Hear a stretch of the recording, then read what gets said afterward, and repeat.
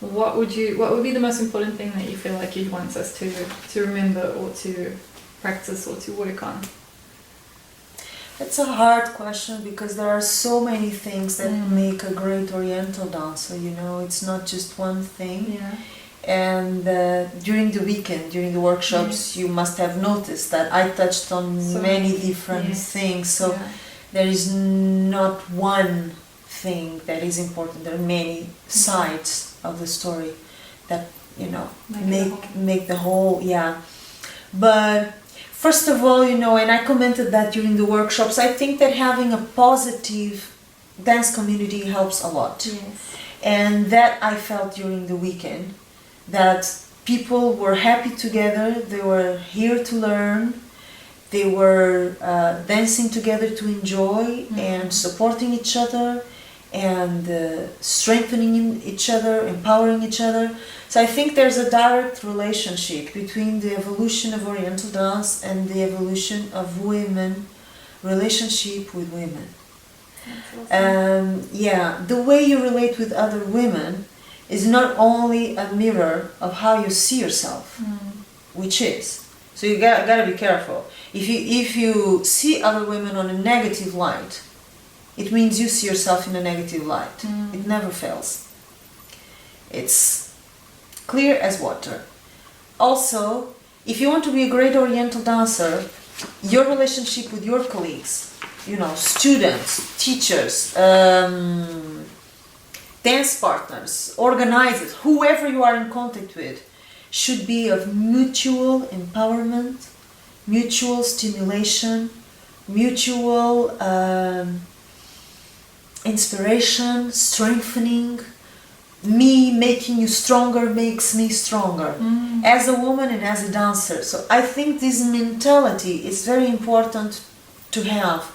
And it's not everywhere, you know, you still have a lot of competition between dancers in many places. And that really, in my opinion, no, it doesn't help much. Because competition not only creates a negativity in the dance community, but what it makes is that you use other people as the barometer for your growth. And that's limiting. Yes. You should never aim as high as your neighbor. Your neighbor is your neighbor. She has her own path, or he has his own path. My goal is not to be better than whatever, this or that. Because then I'm setting, my bar is set by that person. Yeah. Really? No, I want to be better than I am every day. So there is a side of this that I actually is selfish, you know, in the sense that you're not competing, first of all, because you don't want to have that negative energy around you, that's fair, but also because your goal is not to be better than anybody else, so you don't even compare. There is no comparison. I never compare myself with anybody else because nobody can do it like me. And I'm short. Yeah. Khalas, it's over. It's over. The subject is over. Nobody is me. Nobody has the knowledge that I have the way I have because I absorbed things my own way. Nobody has my character because nobody is me. Only Joana has Joana character. Yes. Nobody has my energy because nobody is me. Nobody has my internal life. Yes. Nobody has lived my life except me. All this is the material that makes my dance. How can I compare myself? How can I set the bar as high as my neighbor when there is no comparison between me and my neighbor? So I would say, you know, having this positive, mutually empowering community is already something very good for everybody. Also understanding that Egyptian Oriental dance has a lot to do with technique and knowledge of the culture behind, and choreographies, you know, and clothing and styles and music. So there's a lot of academic subjects around Oriental dance, but it's also about personal growth. And this is what most people don't get. You cannot have a great Oriental dancer without a great person inside of that Oriental dancer, you know? Because the dance feeds off the person. So if you educate yourself academically, but if you are childish, insecure, competitive, envious, negative, I don't think this is going to work. There is going to be an imbalance. I need the academic side as much as I need the personal side. And the more I mature, the more I can dance. Yeah, and the better I can dance. And sometimes I hear, you know, older dancers telling me, you know, oh, I cannot dance as I danced before. Oh, my body doesn't respond as it used to respond anymore, you know. And I think they didn't understand this question of personal growth. In Egypt, the best dancers became or were at their best in their 60s, 50s, 60s. Nagua Fouad, you know, I never saw her live, but I saw her in video and I studied with her. In her 50s, 60s, for instance, she was fantastic. Fifi Abdou the same. So Hazaki retired earlier, but I mean, as long as you are healthy, of course there are physical limitations that are, you know, they are a limit for everything, not only for Oriental dance, but for going upstairs. Yes. So we're not talking about, serious injuries and serious health problems, which are a limitation for any mobility. It's not specific for Oriental dance, but I think personal growth and maturity can only help you dance better. And we cannot separate the academic studies from the person. So it's very important, you know, that dancers create an environment where everybody is helping each other, not only knowing more about the dance, but becoming better people, you know, becoming more interesting, becoming people who are more educated, more positive, you know, more creative, yeah, more alive, more curious. All this will contribute, you know, when you have the knowledge and you have the person together, this is a very interesting mix, you know. So I would definitely say, you know, to keep the great work of having this positive community, and also understanding that Oriental dance is a language of the soul, and as such you need the intellectual knowledge. I know this, I know that, I know that, I know how to do this step, I know how to do that step, combined with a beautiful soul. Without this two sides, something is missing. And I think it's a lot of the challenge of teachers to start to educate dancers in this sense, you know, to educate their sensibility for the music too, you know, it's another thing. To educate their ability to express feelings, to educate their ability to observe the world and learn from details, because a lot of things related with Oriental dance come to you in the most unexpected ways.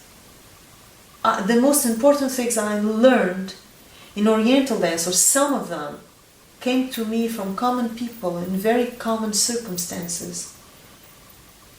Maybe if I was distracted or not curious enough, I would have missed incredible lessons. And I would not have learned so much in such a short time. So being a good Oriental dancer is also about that. You pay attention. Sometimes you can learn, you know, from a bird. Yes. How is a bird, you know, flying? How is moving? An expression, you know. Sometimes you can learn from flower. You see the flower moving in the wind. Look at the flexibility. Look how it flows. This is dance, you know. You can learn from everything. Yeah. And if you know this, you never stop growing. So it never becomes stale. It's never like, oh, I know enough, now what? You don't know enough. Because Oriental dance is an organic, natural human language, and we are in constant evolution. We are not the same. So the dance is not the same. But you have to embrace evolution. This is why the personal side is so important. You know? And also, to finish, because I could be here talking forever about this, I think there is, you know, this warmth from the heart, which I think Egyptians have so much, you know. It's part of their culture, it's part of their probably genetical, you know, this kind of warmth, this heart opening very easily. You cannot be a great dancer without that warmth, without that temperature, without that love inside you. So I call it taking care of your garden, taking care of your internal garden. There is a message from the womb that is about that, you know, taking care of your garden, in the sense that what people see when they are moving, also when you are moving, sorry, it's an X-ray of who you are on a deep level. So it's nice if you have a good, beautiful, clean, open heart. That will expand your dance. It will make your aura, your energy, your presence warm. And this is part of the magic of Oriental dance, you know? The warmth, the temperature. It doesn't come from the temperature in the room. It comes from the heart. If your heart is open, it's warm. Anything you do will be warm. If it's closed, you can kill yourself doing 1,000 movements. It will not work. So this would be the last point, you know? Opening the heart, using it, even if it has been broken, you know, because so many people they protect because it has been broken, but all of us have had our hearts broken. It's human life, it's experience. You broken, you open it again, halas. And you broken it again, okay, you fix it, you open it again. This is how we construct ourselves, this is how we build ourselves, but there is no art, and certainly no Oriental dance without this heart opening that raises the temperature of a room or of a theater. So this is my final word. The heart. Open. Yeah. That is so beautiful. Well, thank you very much, Joana, for agreeing to answer all these questions. Thank you for having me here in New Zealand. You received me like family, and that's really the biggest compliment I can give somebody, aside from being a professional, a beautiful person, and received me, really made me feel like family. And thank you for the interview also. Thank you for whoever is watching us. Yes. I hope it's useful in any way to dancers, students, whoever is interested in the subject. Yes. And thank you for coming up with the questions and for the conversation. Okay, thank you. This is a great trip. Awesome. Thank you very much. You are welcome. We will see you guys at the next events. Hopefully we'll be able to invite Joana Saahirah back, or if you want to learn more from her, she has online classes and she also has messages from the womb. So if you just subscribe to her YouTube channel. Yeah, there's a lot of material. Keep in touch. I want to send a big kiss to New Zealand dancers in particular, because that's why I'm here. Without them and Candice, I would not be here. So a big kiss to everybody. It was a pleasure to be with you. It was an honor to share a little bit of my craziness and my vision of Oriental dance with you, and I hope to see you soon. I'm sending much love to everybody, and a big kiss.